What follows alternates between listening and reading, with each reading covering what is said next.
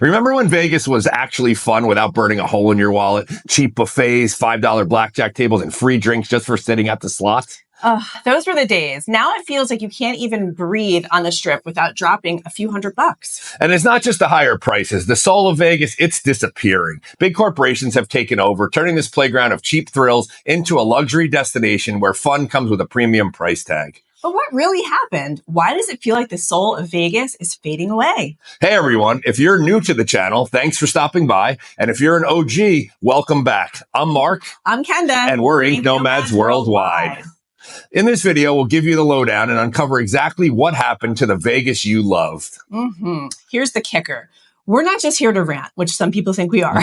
We're peeling back the curtain to reveal the real reason behind these changes. And we're going to show you if there's still a way to enjoy Vegas without going broke. So if you're wondering whether the Vegas you remember is gone for good or if there's still hope for budget-friendly fun, keep watching. And if you haven't already, check out our last video on the high roller at the links. We actually used a Groupon to save money, and it was a blast. It sure was a blast. I had such a great time. Now make sure to stay till the end because we're going to give you some pro tips on how to save some money. And we found 2 cheap breakfast spots that are actually on the Strip.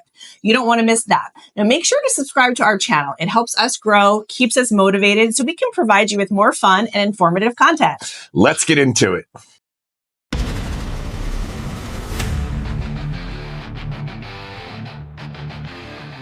Once upon a time, Vegas was a playground built by mobsters, old school hustlers, and entrepreneurs. Different casinos fought for your attention, offering cheap rooms, free drinks, and killer deals just to get you through the door. In the 80s, Vegas was all about big entertainment, huge showrooms with headliners like Elvis impersonators, magic acts, and lounge singers everywhere. Gambling was still king, but the Strip was starting to turn toward massive themed resorts. Oh yeah, and then in the 90s, they tried to make it family friendly with pirate shows, roller coasters, and even a full-on theme park at Circus Circus. It was fun, but let's be real. Were people really coming to Vegas for kiddie rides? By the 2000s, they gave up on the family vibe and went all in on luxury. Mega clubs, celebrity chefs, and high-end shopping. Casinos were turning into billion-dollar mega resorts, and suddenly, it wasn't just about gambling, it was about bottle service, suites, and the VIP experience. Fast forward to 2025 and it's a whole different ballgame. Now Vegas is owned by a few giant corporations that control most of the Strip. And guess what? They aren't giving anything away for free. When Vegas reopened after the pandemic, demand skyrocketed again.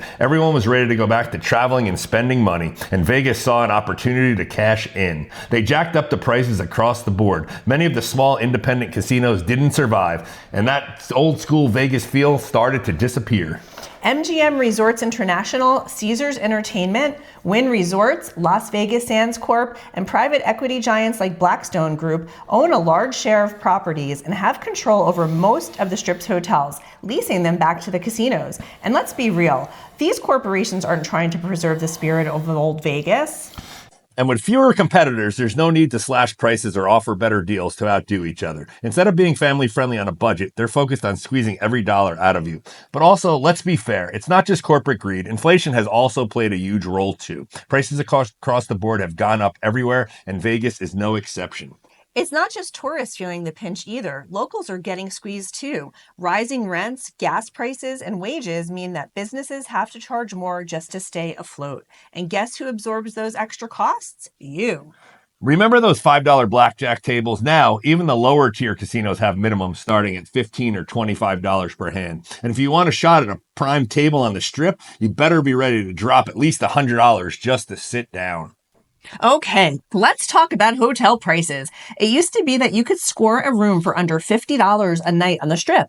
Not so much anymore. After a lot of research, we found the link and it had the best price for an on-the-Strip hotel and it was the perfect location. We did go midweek and the rooms are only $28.50 a night, but add room tax of $3.81, daily resort fees $49.95, and tax on that of $6.69. That makes the room $88.94 a night, but still a pretty good deal. Those daily resort fees are the killer. It more than tripled the room price. Now, the rooms are really great. The basic room that we got had 2 comfortable queen-size beds, a mini fridge, and oh, what a view. We did not pay for one. And a very nice-sized bathroom with great amenities. The property originally opened as the Flamingo Capri in 1959. Over the years, it has many new owners and different names, but in 2014, after a $223 million renovation, the Link was born. It has 2,250 rooms, a 33,890 square foot casino, 8 restaurants from quick bites to high-end spots, and 4 bars and lounges. If at the end of the night you're feeling good, why not get yourself a permanent souvenir? And yes, it will be Vegas priced.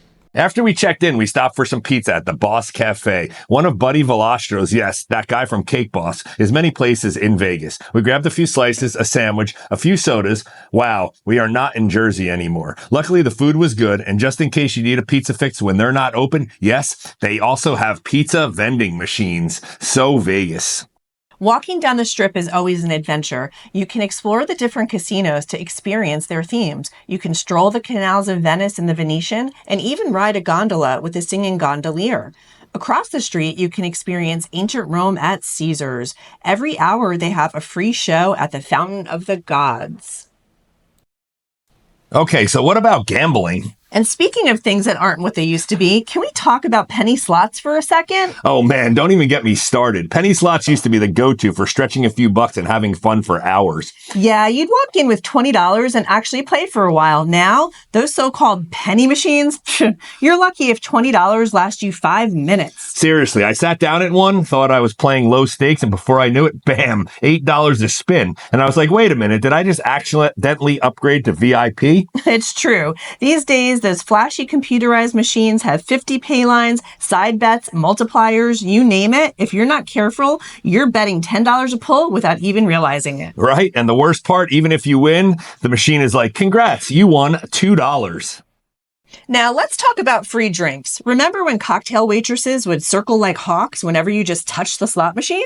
Yeah, and now you practically have to show them your bank account before they bring you to watered-down vodka soda. It seems like they monitor how much you're spending before you qualify for that free drink. So if you're casually playing, don't expect to see the waitress often. And even grabbing your own drink isn't a bargain it used to be. Remember $10 cocktails at the casino bars? Now you're looking at $20 to $25, and that's before tax and tip.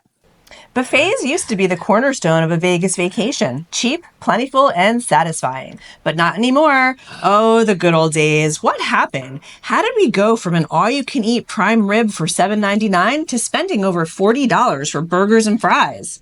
Premium buffets now cost between $75 and $100 per person. And fine dining, those menu prices have doubled thanks to the rising ingredients and labor costs.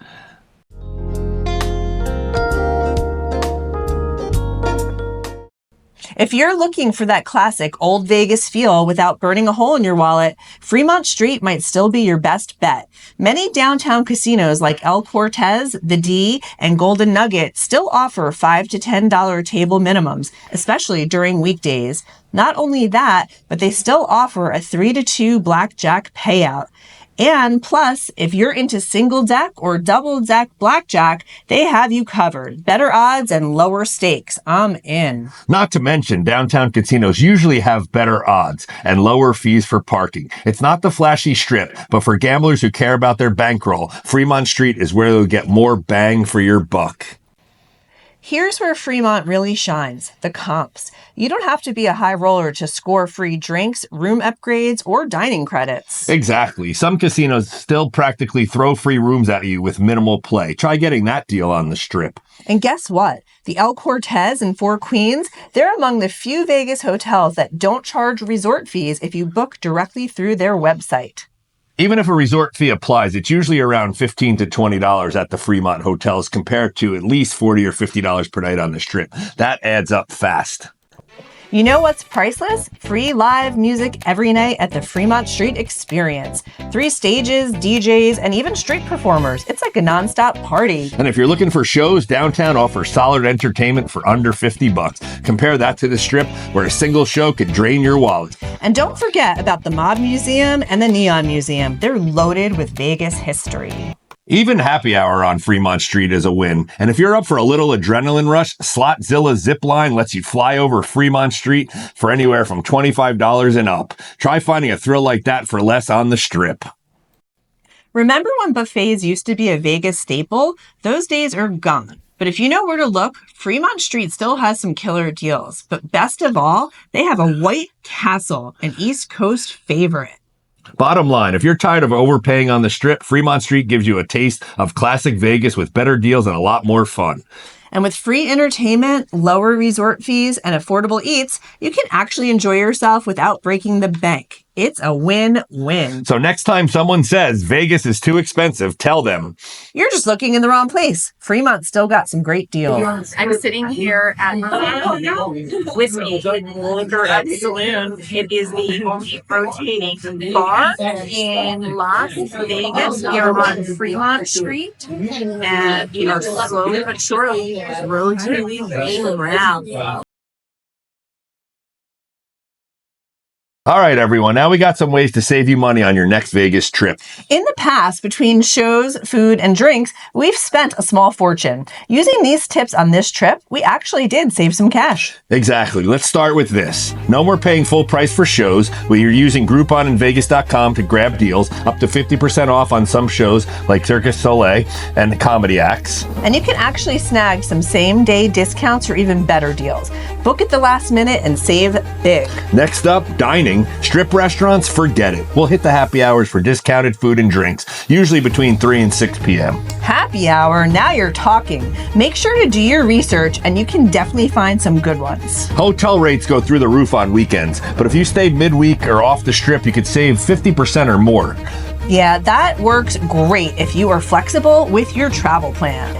Last but not least, players cards. Every casino offers them, even though they're not what they used to be. We recommend signing up. Even low rollers like us can score sometimes. Free drinks, discounted buffets, and room discounts for future trips. And no more pricey Ubers. The Vegas Strip is very walkable, or you could take the Deuce bus to get around. They also have a tram that runs between certain hotels. The moment you've waited for, like we promised, cheap breakfast does still exist, and it's on the Strip. If you head into the Miracle Mile shops in Planet Hollywood, you'll find 2 great spots. Blondie's offers a $5.99 deal, and across the way is El Cantina that offers a $6.99 deal. And their coffee is reasonable too. We couldn't find a cup of coffee on the Strip for less than $8. Ridiculous. There you have it. The tips that could save you money so you can bet more on the tables. So is Vegas still worth visiting in 2025? Well, that depends. If you're nostalgic for the Vegas of old, you might be disappointed. If you're willing to adjust your expectations, avoid peak weekends, and explore the off-strip options, you can still enjoy the magic without breaking the bank. Look, Vegas will always be a playground for dreamers, but in 2025, the cost of playing is higher than ever. So plan wisely. And remember, budget Vegas may be gone, but with the right strategies, you can still have an unforgettable time. So there you have it, the brutal truth of why Vegas isn't the same anymore and how corporate greed, post-pandemic demand, and rising prices have killed the cheap fun that we all used to love. And we did. What do you think about Vegas prices in 2025? Are they too high? Is it still worth the experience? Let us know in the comments. And don't forget to like, subscribe, and hit that notification bell for more travel insights. Until next time, keep exploring. Keep inking, and we'll catch you on the next one.